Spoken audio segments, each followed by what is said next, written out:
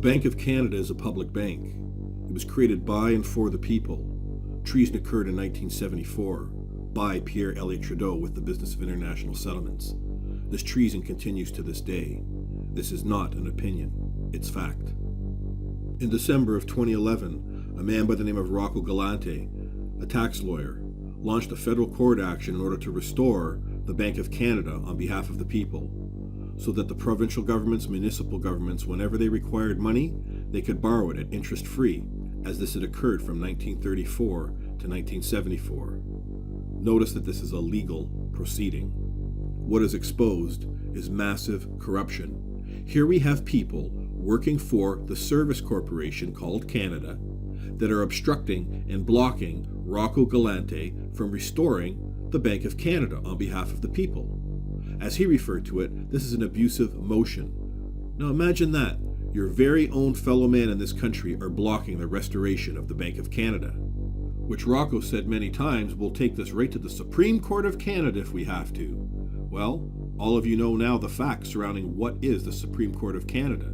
It's a corporation that was created by another corporation called Canada, that is a service corporation. So imagine you have a service corporation that has stolen your public asset, our Bank of Canada, and then you're going to go back to them in their private court system, and you're going to somehow seek remedy and justice? Not a chance. And this is the result of this treasonous act. This graph truly represents, in 2005, taken from the financials that the Service Corporation Canada put out, the actual effect of what this act did. Justin Trudeau has carried on this act and every other prime minister since that time. We need to correct this, because we have had our public asset taken from us. Like father, like son, controlled and corrupt. In 1974, this treasonous act ensured trillions were stolen from we the people, enslaving our entire country as around the world to a few banking families who created, control, and operate the business of international settlements. And then we have the man Paul Hellyer, the past Minister of Defense, to come along, and he's telling people from the top of his lungs, they broke it, you can help fix it. They're the ones that did this, and we need to go back and correct this. But not so fast. What we require first is a correction in our consciousness. It's not our debt. No, Paul, we the people broke nothing. Nice try. It's called constructive fraud. Look it up. Against we the people, by design, by they. In common law courts, trial by jury can only address who they are, who trespass. We the people must bring they into the light. Then we together correct it lawfully. This is what they fear. People knowing truth and law, not legal, and the correct jurisdiction to move forward. Remember, that Bank of Canada is our public asset. It creates money interest-free for we the people, and we require it back.